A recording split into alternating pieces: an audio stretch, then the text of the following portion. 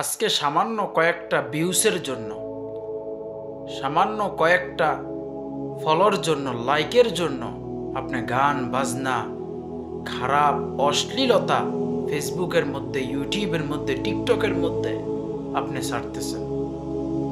ইয়া আল্লাহ, ইয়া রহমান, ইয়া রহিম, আপনি যদি মারা যান, আল্লাহর কসম, আপনার এই মোবাইল থেকে আপনার গান, আপনার ভিডিওগুলা যত মানুষ দেখবে, প্রত্যেকটা গুনাহ আপনার কবরের মধ্যে যাইতে থাকবে।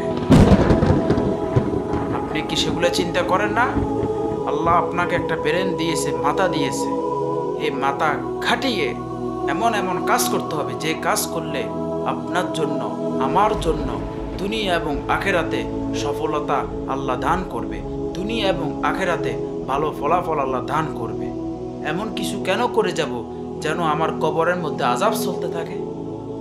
বিশ্বাস তো আছে আমার দাদা মারা গেছে, বিশ্বাস তো আছে আপনার বাবা মারা গেছে, বিশ্বাস তো আছে আপনার মা মারা গেছে। তাহলে আপনি কিভাবে বাঁচে থাকবেন? আপনিও তো মরবেন। তাহলে মরার জন্য সেই ঠিকানা, সেই সার্টিফিকেট, ভালো কিছু করে যাওয়ার জন্য মসজিদ, মাদ্রাসা, এতিমখানা, মুসাফিরখানা, ওযুখানা, টিপ ইত্যাদি এগুলা করে যাইতে পারলে আপনার কবরে নেকি যাইতে থাকে।